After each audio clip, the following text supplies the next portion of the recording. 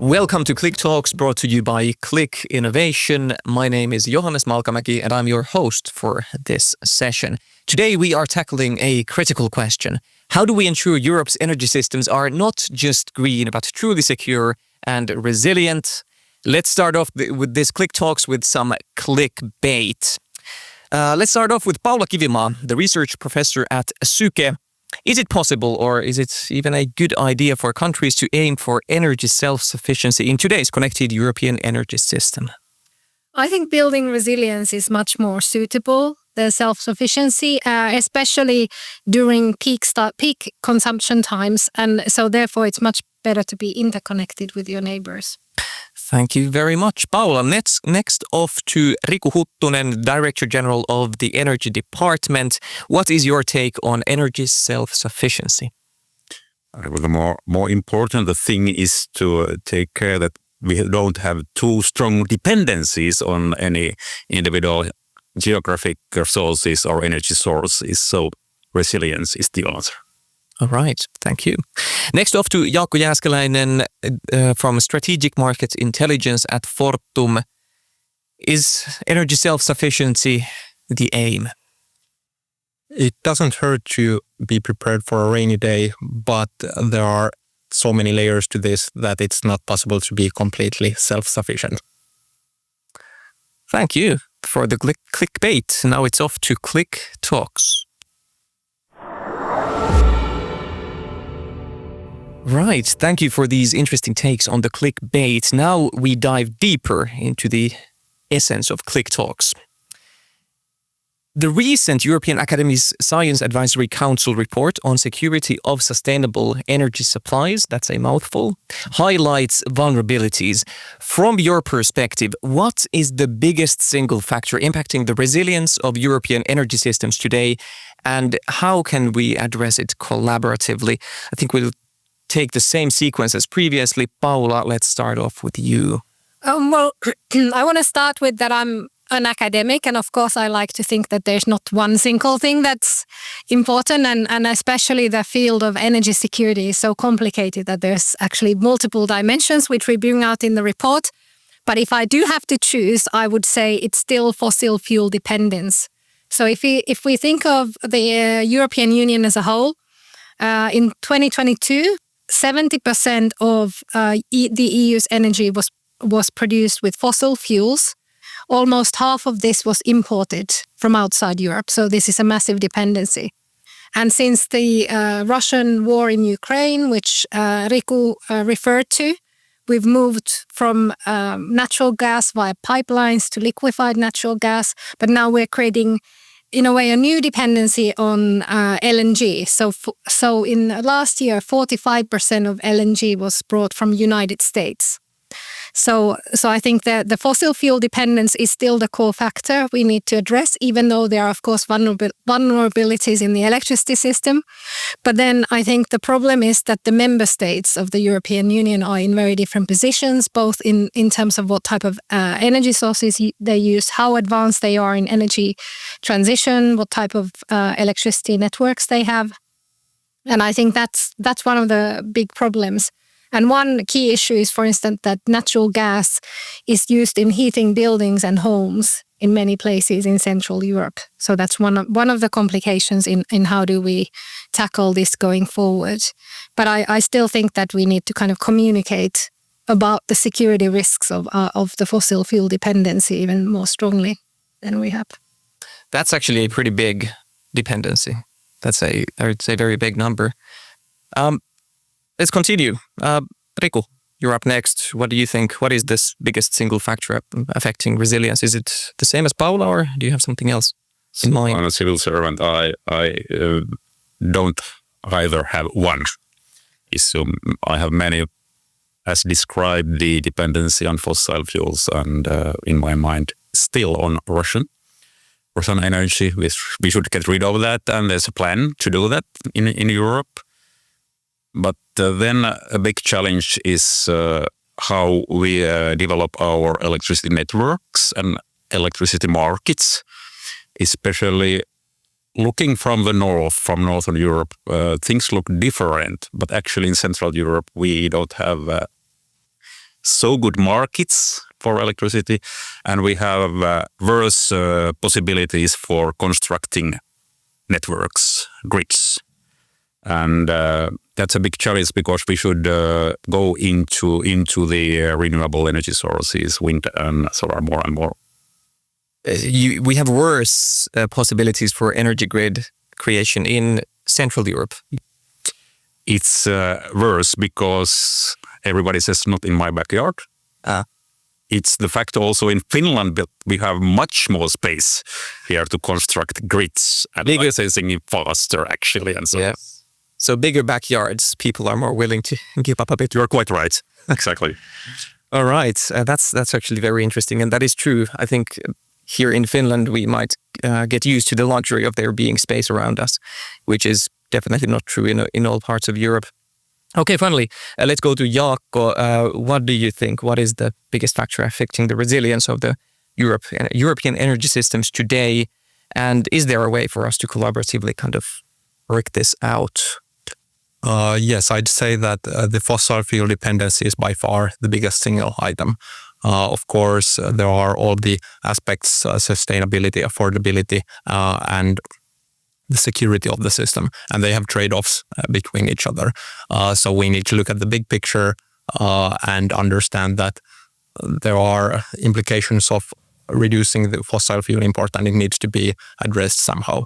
Maybe from the industry perspective, if we are to move to the next chapter of energy transition in which energy demand is to grow exponentially rapidly, then one thing is that we have the tools to have low carbon, affordable energy into the system. But then the whole flexibility side, that much of the power demand through energy transition would rather have quite stable baseload supply.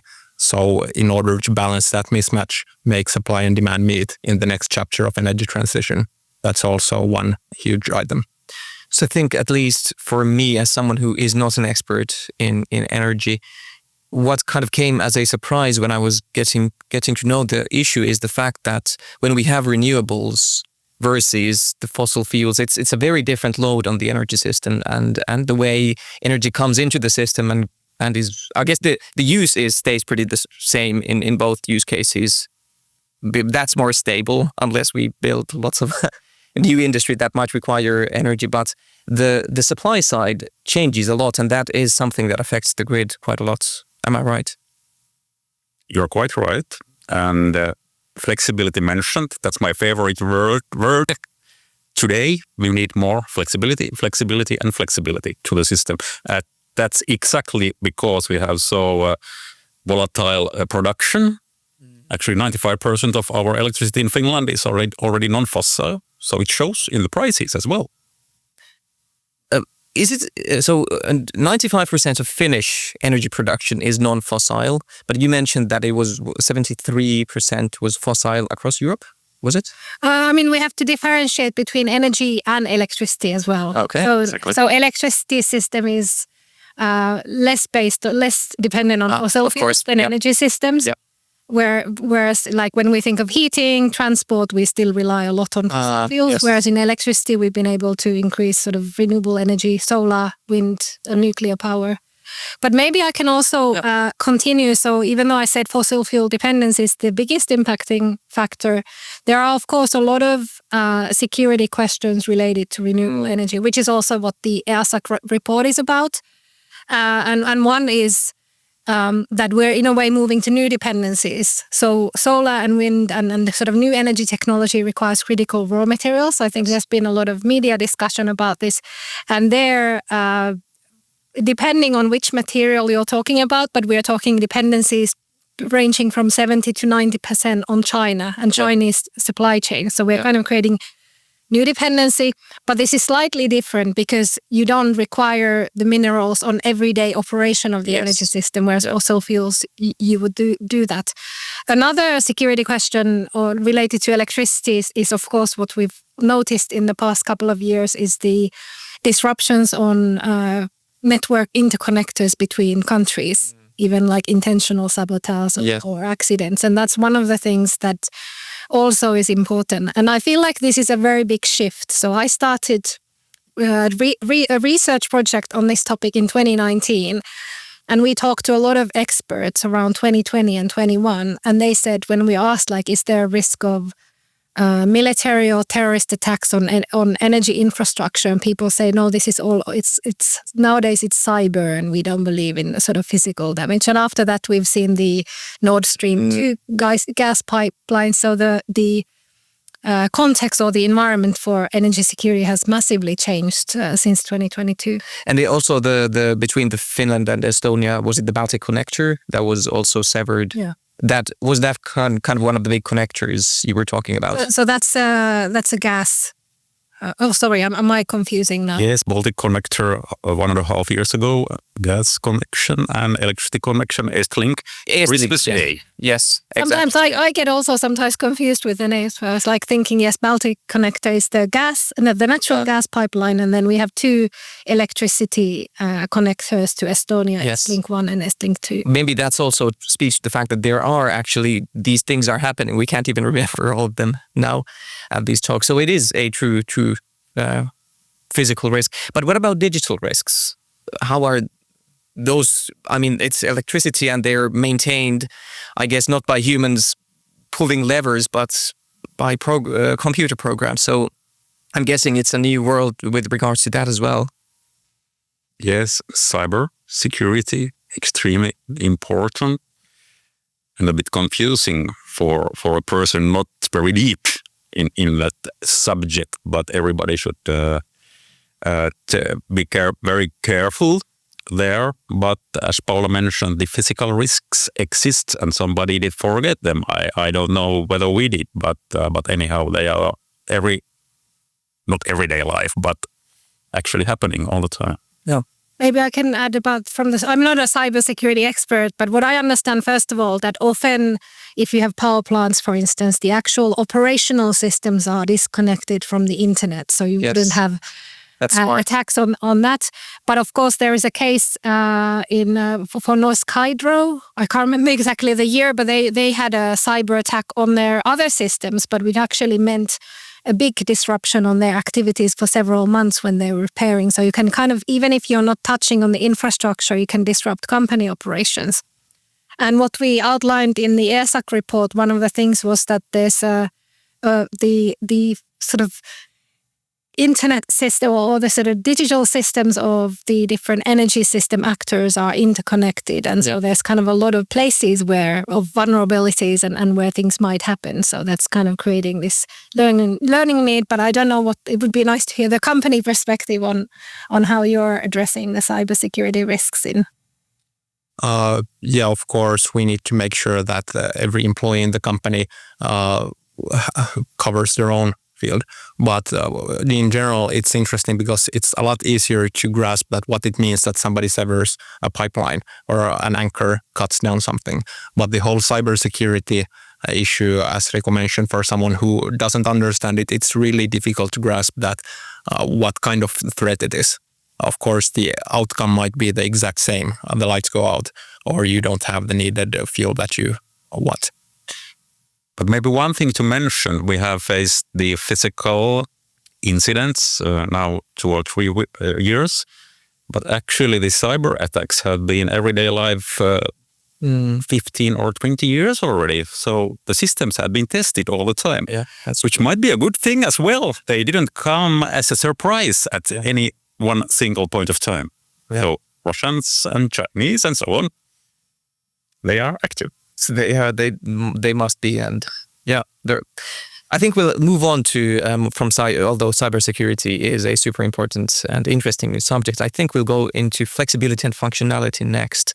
So increasing the variety of renewables demands greater flexibility from the grid. What are kind of the most promising technologies on the market or kind of market designs that are needed to ensure the functionality of the grid as we move towards high renewable energy future? Maybe I'll throw it back to you, Rico. Thank you so much. Once again, there's no one single silver bullet, if you like, but many things. We need to find many ways to store energy. Is it by storing heat in a district heating system, for example? batteries, which have become more cheap. Actually, different kinds of fuels, for example, hydrogen, can be stored in the future. So we need to have that, but we also need flexibility in demand, for example, by industrial users, and flexibility in production, which might be the most difficult thing because we have these renewable energy sources dominating the system. But if I would know the answer, I wouldn't be here, I would say. So we need all possible solutions here. All right, let's continue with Jaakko. What's your take on this? Yeah, one thing that I'd like to emphasize is the massive potential in electrical vehicles.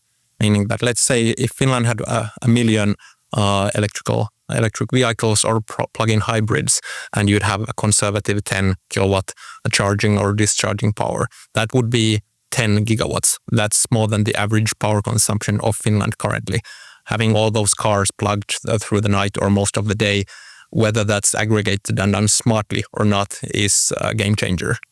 But as Rico mentioned, one big thing here is that if we double the power demand in the coming decades, and much of that power demand is related to decarbonization of sectors or segments outside the power system, many of those demand-side investments are really capital heavy, and they'd prefer having as baseload power supply as possible, be it data centers or be it green steel, electrolyzers, and so on. So then the question is that how to make sure that they will have this low carbon, affordable energy. And again, that's if you have the silver bullet for the flexibility side there, then please let us know. Maybe Paula has the answer. I don't have a solution. I very much echo what the others said, and I recently learned about the possibilities of the electric vehicle charging infrastructure, or the whole thing for our electricity security, because most electric vehicles actually allow two-way transmission of the electricity, and already the companies operating the charging systems have possibilities. For instance, if there's a sort of peak load situation, they can reduce the speed at which all the cars are charging in their charging points. So I think there's a lot of, it's kind of an interesting development where we bring this sort of transport as part of the electricity system operation. But in general, it's what Riku already said, the different types of solutions for electricity storage. And I do think I'm sort of also an innovation scholar, and I've studied innovations and system transitions. And I think we should also not rely on any single solution. So it's as we talk that energy security is having diversity of energy sources and diversity of import countries. Similarly, I think the energy storage systems should be built on different types of storage mechanisms, so that we then have this inbuilt resilience, that we're not relying on one technology that might fail us. One small remark, I was talking about grids, and actually if we have this kind of intensive system for storing electricity in the car batteries, for example, so we need stronger grids also at the local level. So it's not only the heavy grids, it's also the local small grids, so to say. Also, one thing that I'd like to emphasize in flexibility and the other side of the coin, volatility, those words are used quite freely, often without the consensus in the group that what it actually means. And I want to emphasize that there is the need for flexibility on the every second level to keep the frequency of the grid stable. But then there is the daily, hourly, and then there is the seasonal, meaning that eventually if you can get really cheap solar power, for example, then there is going to be the seasonal supply-demand mismatch in Nordics. So how to transport that energy from summertime to wintertime, for example, is going to be an issue. Very interesting. Okay, let's move on to self-sufficiency and security next. How do we balance now each country's goal of being more self-sufficient with the need to work together across Europe to keep energy supplies secure? What are kind of the main trade-offs in this, and what are the opportunities on the other hand? Maybe, Paula, do you want to go? I think this aspect of working together is very important. What I see as potential trade-offs is when we are more and more interconnected to other countries, we can suffer also from what's called cascading risks. And I think people are still trying to find out what happened in Spain recently, but I think there was this element that also Portugal was affected with a blackout, and it might have originated also from the interconnector between France and Spain. So there are these sort of, I guess, more risks in that sense. And a quick note to the listeners and viewers, it was a big blackout in Spain quite recently from when we are filming this. So you're referencing that. Yeah. But also I think there's a lot of opportunities. And I think in particular, as we've already noted, this is like a complex area. A lot of new things are taking place. So I think cooperation can also enforce this learning from different countries, similar expert organizations on potential security risks and how do we prepare and how do we build resilience. I think it's not only this sort of physical collaboration via these network interconnections, but also more sort of organizational collaboration and learning and knowledge exchange that's important and an opportunity. Yeah. Fortum is a big player in all of this. What's your take on that, Jaakko? We're a Nordic focused company, and we don't look at Finland as such or Sweden as such. And one thing that I'd like to emphasize is that there are the goods and the bads of having neighbors. For example, during the energy crisis, we were exposed to the short-term marginal costs of natural gas-fired generation, which resulted in very high prices in Finland. However, on a European level, the system worked as optimally as possible. But one thing that I'd like to emphasize here is that the policy should also be done in collaboration. I recall an older version of the Finnish energy and climate strategy in which there was just the plain assumption that we get power whenever we need from Sweden, Estonia, and Russia. But in reality, these systems are hugely interconnected, and this kind of preparation should be done in collaboration with the neighbors. Especially, there's really unique Nordic collaboration, and we should further strengthen that. Absolutely. I don't know whether it was actually the assumption there, but let's not talk that. But the point is that we actually have a very good regional market, that's the Nordic market, and we often forget how good it is actually. So we rely on different kinds of energy sources, our neighbors, we have the cheapest price in Europe, but we have a clean system, many good things. So self-sufficiency by one nation is not actually the point here. It's the reliable system.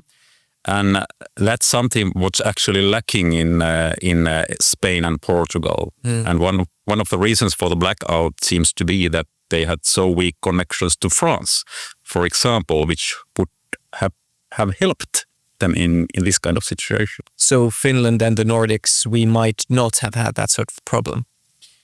My answer is everything is possible. Of course. We are talking about probabilities. And I would say the likelihood is much less here in Finland than in Spain. But everything can happen. So we can't really choose our neighbors. And we have worked pretty hard with the Nordic countries to establish a pretty working grid as is. Is there room for improvement here? One point still on our neighbors. Yes, we can't choose our neighbors, and which means that Finland is actually in the last corner of Europe. Yep, we have Western connections and Southern connections, but other non-existent, existent basically. So that's a very important starting point. And Nordic markets, they have to be developed. For example, we would need stronger grids in Sweden. Fortum knows that very well, but we should cooperate in planning and looking at the future.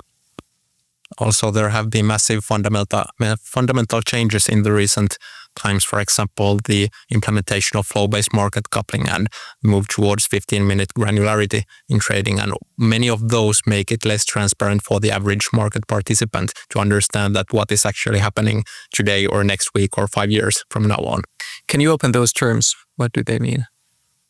This might turn to be quite a technical lecture, isn't it? Try to not go that direction. Yeah, flow-based market coupling is a mechanism with which the grid is being taken better into account in optimizing the day-ahead market operations. Okay, yeah. Meaning that,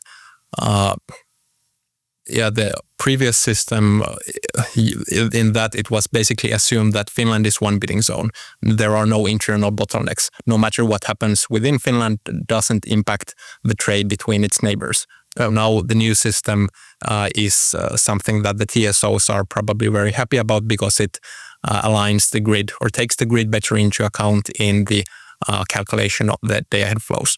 And then the 15-minute granularity issue is something that previously we've had this hourly granularity. We have a price for every hour in the day-ahead market separately. Yeah. But as we start to have more and more wind and solar, the need to have smaller steps there grows. So basically we shift towards 15-minute granularity, meaning that there will be a separate price for every 15-minute period. To put it briefly, so we have to take into consideration the volatility of production and the bottlenecks in the grids. Yeah. Maybe I can also continue. So we basically have what already Jaakko referred to. We have different types of price zones. So in Finland, we only have one price zone. In Sweden, we have two. I can't remember if in Norway, 4. Okay, but we have several. But basically it depends. Maybe 5, yes. So basically, but it also affects the neighboring countries. So for instance, Germany's lack of pricing zones apparently creates more demand for Swedish electricity. And also when Norway built an interconnector to the United Kingdom, the price zone around Oslo area experienced really high prices because they couldn't balance it between the whole country. So there's kind of a lot of intricacies how the existence of one or several price zones, as well as the interconnectors, affect pricing in other states. And if they would change the system in one country, it would actually have impacts on the prices in another country too. It's like a game board. Yeah. And ideally, there'd be infinite transmission capacities all throughout Europe, meaning that there'd be the exact same price throughout Europe every moment. But it's the physical bottlenecks that create the need for these bidding zones. And as Paula mentioned, there are places where there would be a physical need to have a very different bidding zone structure than what there now, for political reasons, is. Yeah. And this causes additional costs to the system through the redispatching or other grid-related topics. Okay, so maybe on that point, finally on this, where can kind of European countries cooperate the most to make this energy supply more secure for everyone? What can we do? Well, I might have a long answer, but I try to be brief. We should cooperate in developing the electricity markets together. So we bet that we have very clear rules which help the investors to invest in right times of kinds of capacity. That's one thing. And the networks. We need further networks. We need more networks in Europe. And of course, it takes time, but it's also a thing for the European Union to help in this kind of actions. But the basic point is to have clear rules and clear view for the future investments. And that's also a strong message from the industry. As transparent and forecastable and foreseeable the energy policy and the rules of the game are, the easier it is for us to invest or help the energy transition proceed. And one thing, there's one element which is the physical grid, the optimizing the dispatch and making sure that there is the grid stability. And another thing is that if we enter the next chapter and the power demand starts to increase, much of these investments will be greenfield projects that need bankability. In order for them to get financing, they need to tell the bank that yes, we have energy supply at the cost that we can pay. And there we have good markets for the balancing markets and intraday and day ahead, but then to have really trustworthy markets for the next 10 years instead of bilateral PPAs, power purchase agreements between the consumers and producers, which then might result into credit risks. That's another thing. Yeah, I also think there's perhaps an argument to be made that the European Commission takes more of a coordinating role in energy security efforts. Of course, this can be challenged because traditionally member states have a lot of sort of power or possibility to decide their own energy systems. But at the same time, when we are talking about kind of complex issues, I think it makes sense to create sort of a coordinating device where the sort of knowledge, but also, for instance, the European Commission has been developing joint purchasing platforms for liquefied natural gas after 2022, and they're talking about joint purchasing platform for critical raw materials.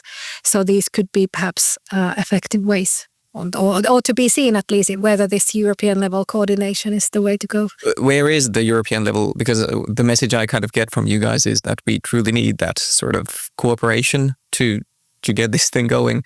And I think the European Commission is probably the way to look at here. So where is this in the Commission? Do we have anything in place to make this a future? Or that's first to me. Well, we have a wide European legislation for electricity markets, which is mostly good, I would say. It could be better, but it's okay.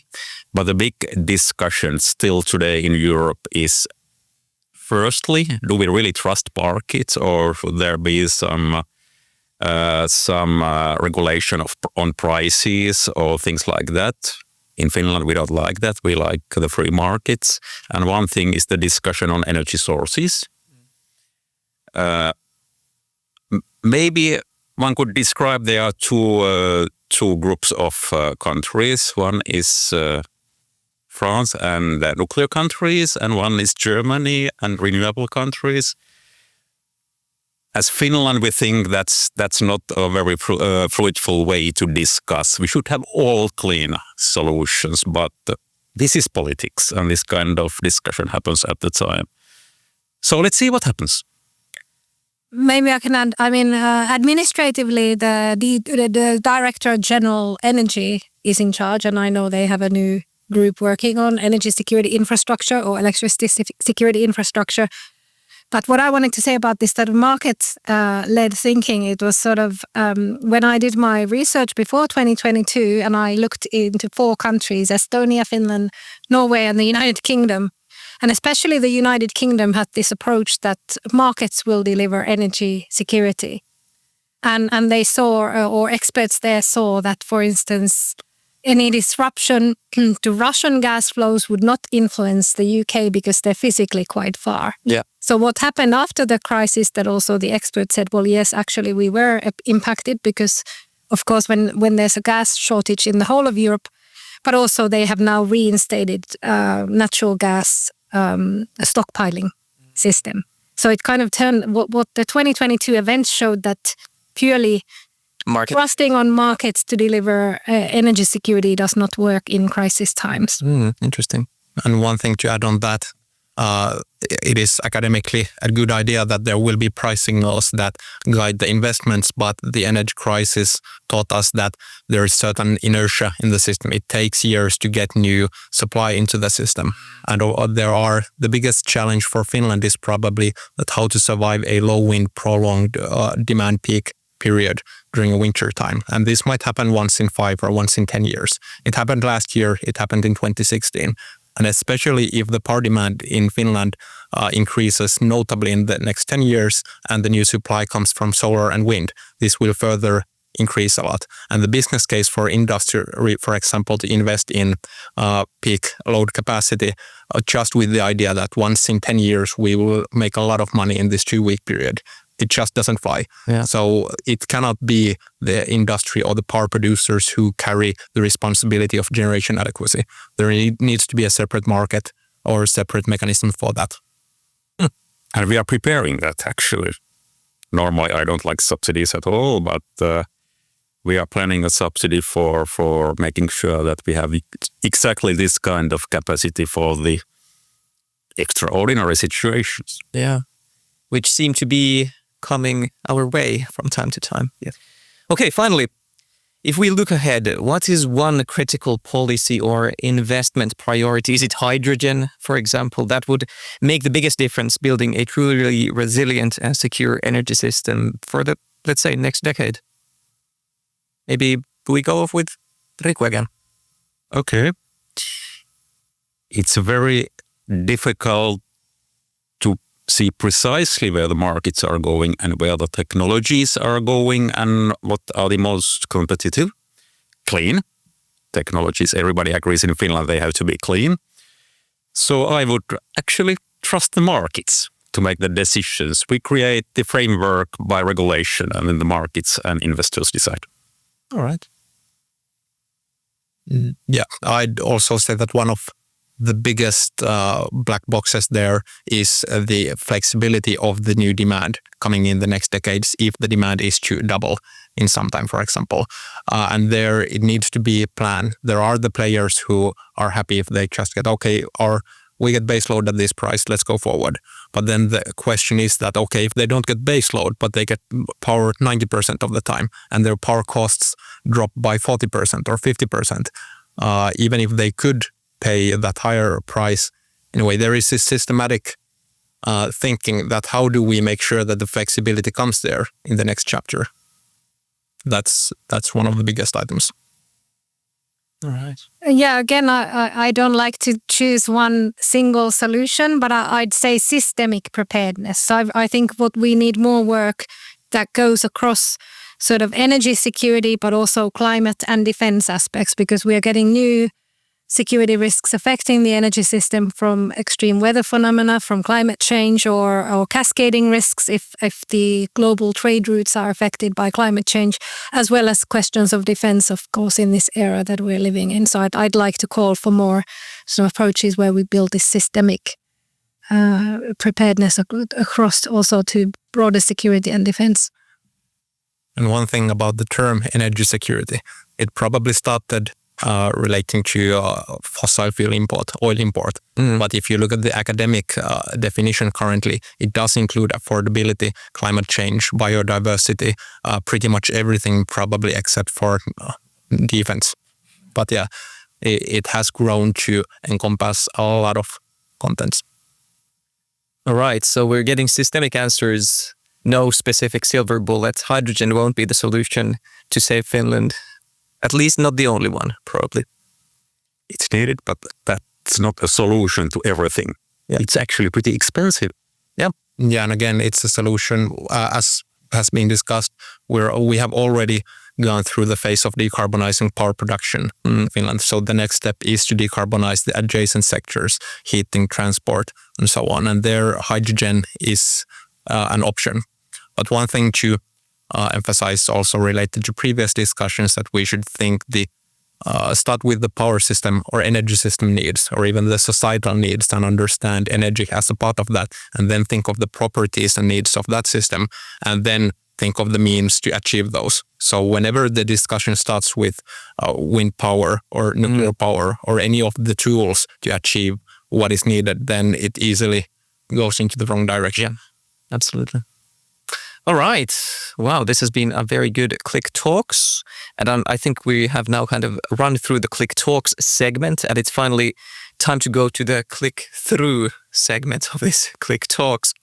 So, finally, what is one brief takeaway or concluding talk for our listeners to take home from this very interesting conversation that we've had? Maybe I'll throw it again to Riku. Let's hear it from you. Actually, I said it already. Trust the markets. But one has to remember that regulation has a role, and many things affect the environment we are working at. And one aspect is security. It's a new thing. So taking this all into consideration, trust the markets. One comment from the industry perspective, forecastability and consistency. If we know the rules, if we know the targets, the climate ambition and so on, we will find the means to play with those rules. But we need to trust that this policy is there and the will is there. And one from, in a way, more personal aspect, that the industry, academia and policy, more collaboration. none of us will solve this challenge by ourselves. So let's solve this together. I just wanted to go back to the energy security definition in a way that energy security is not just one thing. It's not a technological issue. It's not an institutional issue. It's not a human issue. It's all of those. So in a way, to be able to have a more resilient energy system, yes, we need the new technologies. We need the supportive institutions and markets, but we also need human capabilities. And I think this is an area we definitely need a lot of new skills development and knowledge. It sounds like a pretty multifaceted and a pretty tough nut to crack, this one. And I think we've done our part, at least in some sense. In this discussion, for me, it was a very interesting discussion to learn from such great experts. So nice to have you over here. And to anyone listening and viewing this, you can find more information on the CLIC website at www.clicinnovation.fi. And you can also find the report that Paula has been referencing and that I tried to pronounce earlier, the SYKE report, that kind of this discussion is based off of.